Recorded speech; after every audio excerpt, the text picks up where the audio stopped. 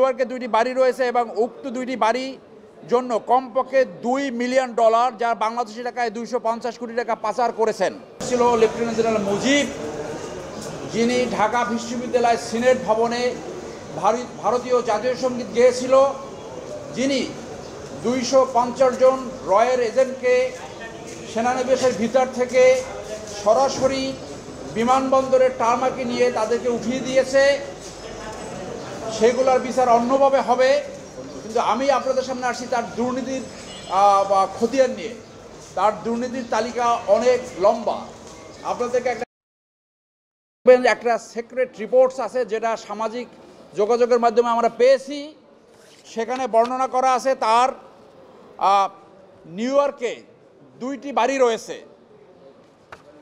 তার দুর্নীতির তালিকা অনেক দীর্ঘ। সেখানে নিউইয়র্কে, যেমনটা বলছি, নিউইয়র্কে দুইটি বাড়ি রয়েছে এবং উক্ত দুইটি বাড়ি জন্য কমপক্ষে $2 মিলিয়ন, যা বাংলাদেশি টাকায় 250 কোটি টাকা পাচার করেছেন। পূর্বচাল সংলগ্ন এলাকায় 20 বিঘা জমি, যার বাজার মূল্য কমপক্ষে 50 কোটি টাকা। আর্মি গ্রিন সিটিতে 10টি প্লটের বুকিং দিয়েছে, যার প্রতিটির মূল্য 2.56 কোটি টাকা। এসিবি চত্বরে ঢাকা সেনানিবাস সংলগ্ন বিজে টাওয়ারে তার 9টি ফ্ল্যাট রয়েছে।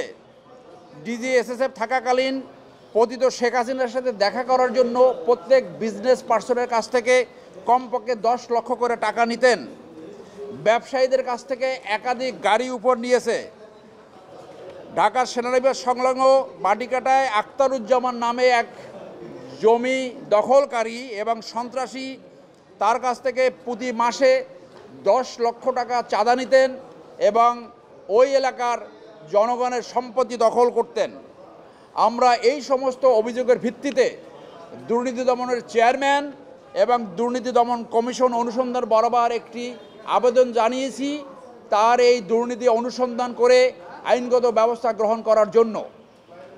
আমরা আশা করব দুর্নীতি দমন কমিশন অতি সত্বর এটা অনুসন্ধান করে তার বিরুদ্ধে এবং তার স্ত্রীর বিরুদ্ধে যে সমস্ত দুর্নীতির অভিযোগ এই আবেদনপত্রে রয়েছে সেগুলো তদন্ত করে অতি সত্বর আইনগত ব্যবস্থা গ্রহণ করবেন। আপনাদের সবাইকে ধন্যবাদ। যুক্তিসঙ্গত সময়ের ভিতরে যদি দুদক অনুসন্ধান লঞ্চ না করে, তাহলে অ্যাজ ইউজুয়াল আপনারা জানেন আমরা হাইকোর্ট ডিভিশনে আসব, রিট দায়ের করব, রিটের মাধ্যমে ডাইরেকশন নিব যাতে তারা অনুসন্ধান লঞ্চ করে। ধন্যবাদ। এই মাসুদ ভাই ওই একটা দিছে, এটা আমার নিজের কপি, ওখানে সবাই কিছু কপি আছে।